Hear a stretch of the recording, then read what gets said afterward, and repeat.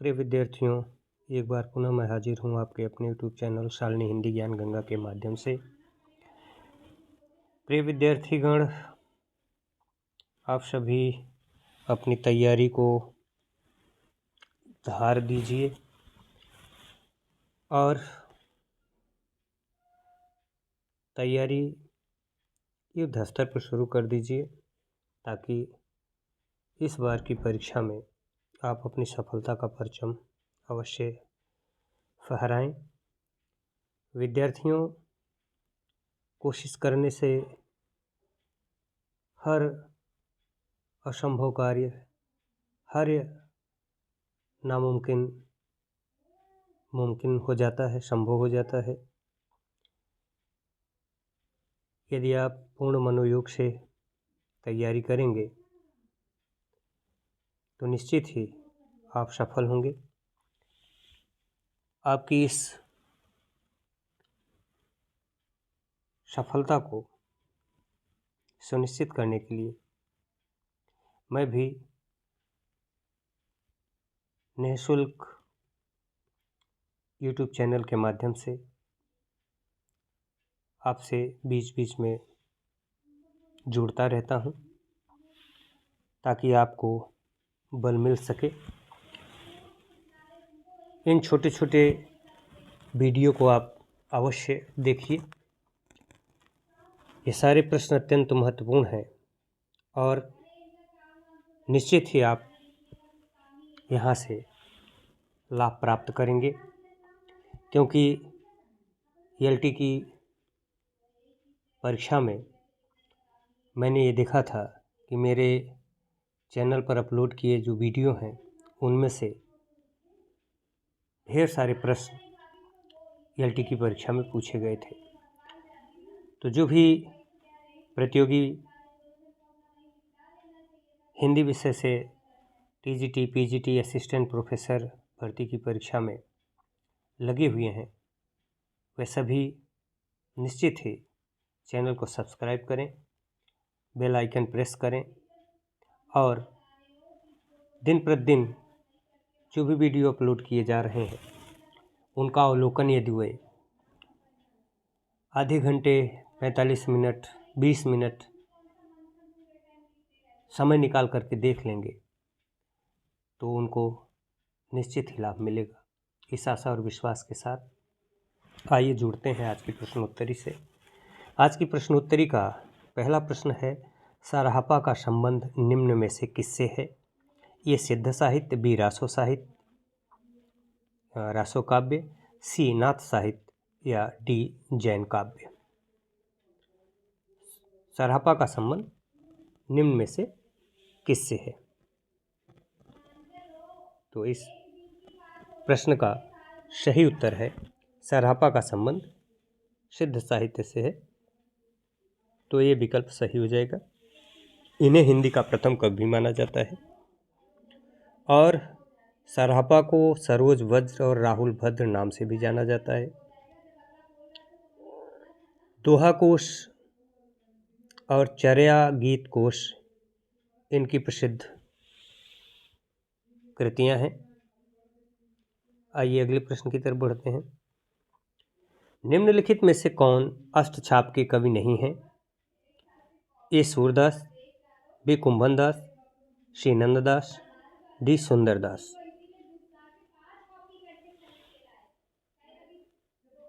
इस प्रश्न का सही उत्तर है डी सुंदरदास।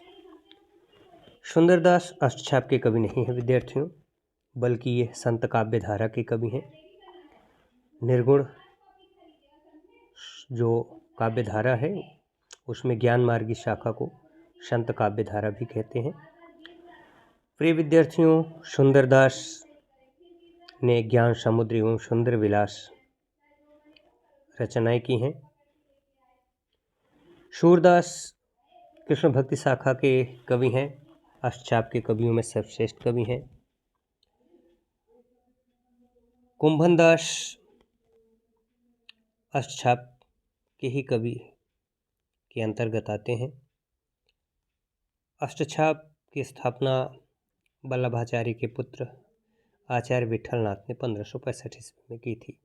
तो इन सब बिंदुओं को भी विद्यार्थी गण आप नोट करते रहिए, कहीं नोट्स बना लीजिए, ताकि इससे संबंधित जो अन्य प्रश्न बनते हैं जिनकी संभावना परीक्षा में रहती है उससे भी आप अवगत रहें। आइए अगले प्रश्न की तरफ बढ़ते हैं। बिहारी किस धारा के कवि हैं? ये रीति सिद्ध, बी रीति मुक्त, सी स्वच्छंद, डी रीतिबद्ध। तीसरा प्रश्न, बिहारी किस धारा के कवि हैं? ये रीति सिद्ध, बी रीति मुक्त, सी स्वच्छंद या डी रीतिबद्ध। तो इस प्रश्न का सही उत्तर है ये रीति सिद्ध। रीति सिद्ध काव्य धारा से संबंधित हैं बिहारी लाल जी। बिहारी लाल ने केवल एक काव्य रचना की है, वो भी बिहारी सतसई, और जिसमें विद्यार्थियों लगभग 713 दोहे हैं। ये दोहा छंद में लिखा गया है। रीति मुक्त काव्य धारा के अंतर्गत कवियों की बात की जाए तो घनानंद, बोधा, आलम, द्विजदेव आदि आते हैं, जबकि रीतिबद्ध जो काव्य धारा है उसके अंतर्गत केशव है, चिंतामणि है, मतिराम है, भूषण है। चलिए अगले प्रश्न की तरफ बढ़ते हैं। प्रेमचंद किस प्रवृत्ति के उपन्यासकार हैं? ए आदर्शवादी, बी यथार्थवादी, सी आदर्शोन्मुख यथार्थवादी, डी यथार्थोन्मुख आदर्शवादी। चौथा प्रश्न आपके सामने है, प्रेमचंद किस प्रवृत्ति के उपन्यासकार हैं? इस प्रश्न का सही उत्तर क्या है ये बताना है आपको। ये आदर्शवादी, बी यथार्थवादी, डी आदर्शोन्मुख यथार्थवादी या डी यथार्थोन्मुख आदर्शवादी। तो प्रिय विद्यार्थियों, इस प्रश्न का सही उत्तर है सी विकल्प, आदर्शोन्मुख यथार्थवादी उपन्यासकार माने जाते हैं मुंशी प्रेमचंद। मुंशी प्रेमचंद से जुड़ी जो महत्वपूर्ण बातें हैं उनमें प्रेमचंद जी का मूल नाम धनपत राय था। यह उर्दू में नवाब राय के नाम से लिखते थे, हिंदी में प्रेमचंद नाम से लिखते हैं। और प्रेमचंद को उपन्यास सम्राट की जो संज्ञा दी गई वह बांग्ला के कथाकार शरदचंद्र चट्टोपाध्याय द्वारा दी गई है। प्रेमचंद के प्रमुख उपन्यासों में यदि बात की जाए तो गोदान है, गबन है, सेवा सदन है, प्रेमाश्रय है, कर्मभूमि है, प्रतिज्ञा है, रंगभूमि है। तो इन सब को भी आप कहीं नोट कर लीजिएगा, यहाँ से भी प्रश्न पूछे जा सकते हैं। आइए अगले प्रश्न की तरफ बढ़ते हैं। अमृतलाल नागर के जीवनी परक उपन्यास खंजन नयन में किसके जीवन का चित्रण किया गया है? अमृतलाल नागर के जीवनी परक उपन्यास खंजन नयन में किसके जीवन का चित्रण किया गया है? ये पांचवा प्रश्न है। इस प्रश्न का सही उत्तर क्या है ये बताना है आपको। ये सूरदास, बी तुलसीदास, सी रैदास या डी मीराबाई। पांचवा प्रश्न, अमृतलाल नागर के जीवनी परक उपन्यास खंजन नयन में किसके जीवन का चित्रण किया गया है? तो प्रिय विद्यार्थियों, इस प्रश्न का सही उत्तर है ये सूरदास। अमृतलाल नागर ने सूरदास के जीवन पर आधारित जीवनी परक उपन्यास खंजन नयन लिखा है। अमृतलाल नागर के अन्य उपन्यासों की बात की जाए तो महाकाल, बूंद और समुद्र, सुहाग के नूपुर, अमृत और विष, एकदा नैमिषारण्य, नाच्यो बहुत गोपाल आदि उल्लेखनीय है। चलिए अगले प्रश्न की तरफ बढ़ते हैं विद्यार्थियों। अंग्रेजी स्वच्छंदतावादी काव्य का प्रभाव हिंदी की किस काव्य धारा पर दिखाई देता है? ए प्रगतिवाद, बी प्रयोगवाद, सी छायावाद या डी नई कविता। ये बहुत ही महत्वपूर्ण प्रश्न है। अंग्रेजी स्वच्छंदतावादी काव्य का प्रभाव हिंदी की किस काव्य धारा पर दिखाई पड़ता है या दिखाई देता है? ये प्रगतिवाद, बी प्रयोगवाद, सी छायावाद या डी नई कविता। तो इस प्रश्न का सही उत्तर है विद्यार्थियों सी छायावाद। छायावाद हिंदी साहित्य का अत्यंत महत्वपूर्ण कालखंड है आधुनिक काल के अंतर्गत, और इसकी जो समयावधि है ये है भारतेंदु युग, द्विवेदी युग, उसके बाद छायावाद आता है। ये 1918 से लेकर के 1900 1936 तक की समय अवधि है। 1936 से 1943 तक प्रगतिवाद है और 1943 के बाद प्रयोगवाद है। तो इसको भी आप नोट कर लीजिएगा। चलिए अगले प्रश्न की तरफ बढ़ते हैं। दुख ही जीवन की कथा रही, क्या कहूँ आज जो नहीं कही। उपर्युक्त पंक्तियाँ किस कविता से उद्धृत हैं? ये सरोज स्मृति, बी राम की शक्ति पूजा, श्री तुलसीदास, डी कुकुरमुत्ता। दुख ही जीवन की कथा रही, क्या कहूँ आज जो नहीं कही। उपर्युक्त पंक्तियाँ किस कविता से उद्धृत हैं? ये सरोज स्मृति, बी राम की शक्ति पूजा, श्री तुलसीदास, या डी कुकुरमुत्ता। 7वां प्रश्न है। इस प्रश्न का सही उत्तर है विद्यार्थियों, दुख ही जीवन की कथा रही, क्या कहूँ आज जो नहीं कही।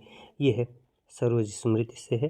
सरोज स्मृति 1935 ईस्वी में लिखी गई एक लंबी कविता है और यह निराला जी ने अपनी पुत्री की स्मृति में लिखा था, क्योंकि इनकी पुत्री की मृत्यु जो है असामयिक हो गई थी। और निराला जी छायावादी कवि हैं। इनमें ओज, औदात्य और विद्रोह की भावना पाई जाती है। इनकी अन्य रचनाओं की बात की जाए तो राम की शक्ति पूजा, तुलसीदास और कुकुरमुत्ता उल्लेखनीय है। चलिए अगले प्रश्न की तरफ बढ़ते हैं। रसाखेटक के रचनाकार हैं। ये हजारी प्रसाद द्विवेदी, बी विद्यानिवास मिश्र, सी कुबेरनाथ राय, या डी शरद जोशी। रसाखेटक के रचनाकार बताना है। ये हजारी प्रसाद द्विवेदी हैं, बी विद्यानिवास मिश्र हैं, सी कुबेरनाथ राय हैं, या डी शरद जोशी हैं। तो इस प्रश्न का सही उत्तर है विद्यार्थियों सी कुबेरनाथ राय। कुबेरनाथ राय ललित निबंधकार के रूप में जाने जाते हैं। प्रिया नीलकंठी, निषाद बांसुरी, उत्तरा फाल्गुनी के आसपास, महाकवि की तर्जनी, गंधमादन आदि इनके महत्वपूर्ण कृतियां हैं। हजारी प्रसाद द्विवेदी की बात की जाए तो कुटज, अशोक के फूल, कल्पलता आदि इन्होंने निबंध लिखे हैं, जबकि विद्यानिवास मिश्र तमाल के झरोखे से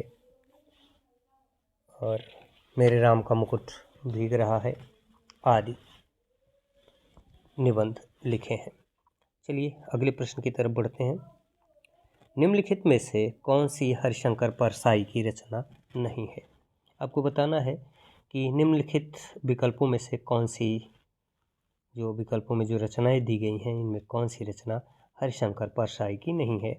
ये विकलांग श्रद्धा का दौर, बी ठिठुरता हुआ गणतंत्र, सी प्रेमचंद के फटे जूते, या डी जीप पर सवार इल्लियाँ। तो प्रिय विद्यार्थियों इस प्रश्न का सही उत्तर है डी जीप पर सवार इल्लियाँ। यह हरिशंकर परसाई की रचना नहीं है। यह रचना शरद जोशी की है। शेष रचनाएं विकलांग श्रद्धा का दौर, ठिठुरता हुआ गणतंत्र, प्रेमचंद के फटे जूते, ये हरिशंकर परसाई की है। प्रिय विद्यार्थियों एक बार मैं पुनः बता देना चाहता हूँ कि नहीं है और है पर आप विशेष ध्यान दीजिएगा, क्योंकि कभी कभी हरिशंकर परसाई की रचना है, हम नहीं, हमको दिखाई ही नहीं पड़ता है करके हम विकलांग श्रद्धा का दौर पर टिक लगा देंगे, बाद में पता चलेगा कि वो ठिठुरता हुआ गणतंत्र भी उनका है, प्रेमचंद के फटे जूते भी हैं। तो ये तो नहीं है प्रश्न पूछा गया था और मेरे ध्यान में है आया और हमारा प्रश्न गलत हो गया। प्रश्न का जो उत्तर हमने दिया वो गलत हो गया। तो इसलिए विद्यार्थियों इसका विशेष ध्यान देंगे परीक्षा के दरमियान। चलिए अगले प्रश्न की तरफ बढ़ते हैं। एक मुँह सहसा उछली किस विधा की रचना है? ये यात्रावृत्त, बी संस्मरण, सी रेखा चित्र, डी निबंध। एक मुँह सहसा उछली किस विधा की रचना है? यात्रावृत्तांत है, संस्मरण है, रेखा चित्र है, या निबंध है। तो प्रिय विद्यार्थियों इस प्रश्न का सही उत्तर है यह यात्रा वृत्तांत है। अज्ञेय द्वारा यह लिखा गया है। अज्ञेय का पूरा नाम सच्चिदानंद हीरानंद वात्स्यायन अज्ञेय है। चलिए अगले प्रश्न की तरफ बढ़ते हैं। आलोचक के मुख से में किस आलोचक के व्याख्यानों का संकलन है? ये नंदुलारे वाजपेयी, बी रामस्वरूप चतुर्वेदी, सी नामवर सिंह, या डी प्रभाकर क्षत्रिय। आलोचक के मुख से में किस आलोचक के व्याख्यानों का संकलन है? नंदुलारे वाजपेयी, रामस्वरूप चतुर्वेदी, नामवर सिंह, या प्रभाकर क्षत्रिय। तो इस प्रश्न का सही उत्तर है विद्यार्थियों सी नामवर सिंह। आलोचक के मुख से में नामवर सिंह के व्याख्यानों का जो है संकलन है। नामवर सिंह की जो आलोचनात्मक ग्रंथ रचनाएं हैं या जो आलोचनात्मक ग्रंथ उनके द्वारा लिखे गए हैं, उनमें दूसरी परंपरा की खोज, कविता के नए प्रतिमान, छायावाद, इतिहास और आलोचना अत्यंत महत्वपूर्ण है। जबकि रामस्वरूप चतुर्वेदी ने आधुनिक कविता यात्रा आलोचनात्मक ग्रंथ लिखा है। नंद दुलारे वाजपेयी ने रस, सिद्धांत, रीति और शैली आलोचनात्मक ग्रंथ का लेखन किया है। जबकि प्रभाकर क्षत्रिय ने कविता की तीसरी आंख अत्यंत महत्वपूर्ण है, इसको आपकी नोट कर लीजिएगा। चलिए अगले प्रश्न की तरफ बढ़ते हैं। अगला प्रश्न है, समय देवता किस कवि की कविता है? समय देवता किस कवि की कविता है? ए केदारनाथ अग्रवाल, बी नागार्जुन, सी माखनलाल चतुर्वेदी, डी नरेश मेहता। आपको बताना है समय देवता किसकी रचना है। तो इस प्रश्न का सही उत्तर है डी नरेश मेहता की। नरेश मेहता की अन्य काव्य कृतियों की बात की जाए तो संशय की एक रात, सबरी, अरण्या, प्रार्थना पुरुष आदि उल्लेखनीय है। चलिए अगले प्रश्न की तरफ बढ़ते हैं। ऑफ ग्रामेटोलॉजी के लेखक कौन है? ए जॉक देरिदा, बी रिचर्ड रोटरी, सी फ्रेडरिक जेमसन या डी पॉल दी मान। 13वां प्रश्न आपके सामने है। इस प्रश्न का सही उत्तर क्या है? तो इस प्रश्न का सही उत्तर है विद्यार्थियों ये जॉक देरिदा। जॉक देरिदा को विखंडनवाद का प्रवर्तक भी कहा जाता है, इसको भी कहीं आप नोट कर लीजिएगा। आइए 14वां प्रश्न आपके सामने है। निम्नलिखित में से कौन मार्क्सवादी आलोचक नहीं है? ये शिवदान सिंह चौहान, बी शिव कुमार मिश्र, सी प्रकाश चंद्र गुप्त या डी रामस्वरूप चतुर्वेदी। 14वां प्रश्न आपके सामने है। आपको बताना है कि निम्नलिखित में से मार्क्सवादी आलोचक नहीं है। तो इस प्रश्न का सही उत्तर है डी रामस्वरूप चतुर्वेदी मार्क्सवादी आलोचक नहीं है, जबकि शिवदान सिंह चौहान, शिव कुमार मिश्र और प्रकाश चंद्र गुप्त जो है यह मार्क्सवादी आलोचक हैं। चलिए अगला प्रश्न आपके सामने है। मेरे राम का मुकुट भीग रहा है किसकी रचना है? ये विद्यानिवास मिश्र, विष्णुकांत शास्त्री, सी कुबेरनाथ राय या डी गुलाब राय। तो इस प्रश्न का सही उत्तर है विद्यार्थियों ये विद्यानिवास मिश्र। विद्यानिवास मिश्र की अन्य कृतियों की बात की जाए तो तुम चंदन हम पानी, शेफाली झर रही है, चितवन की छां, मैंने सिल पहुंचाई, शिरीष की याद आई आदि उल्लेखनीय है। अगला प्रश्न है। निम्नलिखित में से कौन सी आलोचना कृति विजय देवनारायण शाही की है? ये जायसी, बी सूरदास, सी साहित्यालोचन या डी रसमीमांसा। तो इस प्रश्न का सही उत्तर है विद्यार्थियों ये जायसी। विजय देवनारायण शाही की अन्य आलोचनात्मक कृतियों की बात की जाए तो लघुमानों के बहाने, हिंदी कविता पर बहस, साहित्य और साहित्यकार का दायित्व उल्लेखनीय है। अगला प्रश्न है। खड़ी बोली के विकास में फोर्ट विलियम कॉलेज का विशिष्ट योगदान है क्योंकि ए अंग्रेजों ने खड़ी बोली के विकास में प्रमुखता दी, बी खड़ी बोली के प्रशिक्षण से विविध साहित्यिक विधाओं का सृजन हुआ, सी खड़ी बोली में साहित्यिक लेखन की आवश्यकता थी। ए बी सी डी जो विकल्प है इसमें ए और बी सही है, सी गलत है, ए और सी सही है, बी गलत है, बी और सी सही है, ए गलत है, सी सही है, ए और बी गलत है। तो इसमें आपको बताना है कौन सा विकल्प सही होगा। तो प्रिय विद्यार्थियों इस प्रश्न का सही उत्तर है बी विकल्प। ए और सी सही है, यानी अंग्रेजों ने खड़ी बोली के विकास को प्रमुखता दी, यह कथन सही है। और खड़ी बोली के प्रशिक्षण में विविध साहित्यिक विधाओं का सृजन हुआ, ये गलत है। खड़ी बोली में साहित्यिक लेखन की आवश्यकता थी, तो ये जो है सही है, तो बी विकल्प सही हो जाएगा। चलिए अगले प्रश्न की तरफ बढ़ते हैं। ब्रजभाषा में गीतात्मकता स्वाभाविक रूप से आ जाती है, बी ब्रजभाषा में पुरुष पुरुष ने परुष वर्णों का अभाव है। ये विद्यार्थियों परुष होगा,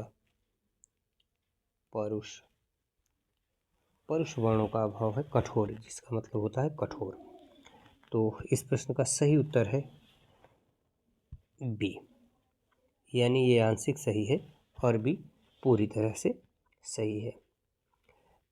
19वां प्रश्न है, नई कविता में नए मनुष्य की प्रतिष्ठा हुई है। बी, नई कविता में व्यक्त मनुष्य का द्वंद्वांशता आयातित है। तो इन दोनों कथनों पर विचार कीजिए और बताइए कि कौन सा सही है और कौन सा गलत है। तो इस प्रश्न का सही उत्तर है विद्यार्थियों बी, यानी ए और बी दोनों सही है। नई कविता में नए मनुष्य की प्रतिष्ठा भी हुई है और नई कविता में व्यक्त मनुष्य का द्वंद्वांशता आयातित है।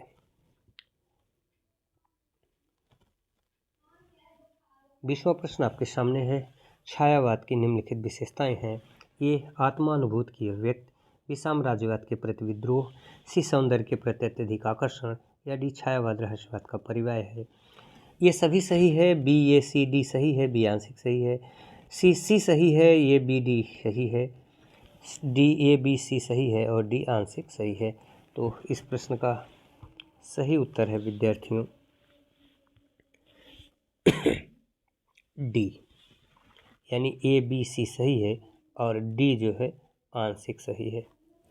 यानी आत्मानुभूति अभिव्यक्ति, साम्राज्यवाद के प्रति विद्रोह, सौंदर्य के प्रति अत्यधिक आकर्षण, यह छायावाद की प्रमुख विशेषताएं हैं और छायावाद रहस्यवाद का पर्याय है, यह थोड़ा आंशिक सही है। तो प्रिय विद्यार्थियों, आज की प्रश्नावली को मैं यहीं विराम दूंगा क्योंकि स्वास्थ्य थोड़ा सा प्रभावित है। पुनः मुलाकात होगी इसी प्रश्नोत्तरी को आगे बढ़ते हुए क्रम में आप देखेंगे अगले दिन। आप वीडियो को देखिए, लाभान्वित होइए, चैनल को सब्सक्राइब करिए, वीडियो को लाइक और शेयर करिए ताकि और लोग भी लाभान्वित हो सकें। प्रिय विद्यार्थियों, पुनः मुलाकात होगी एक नए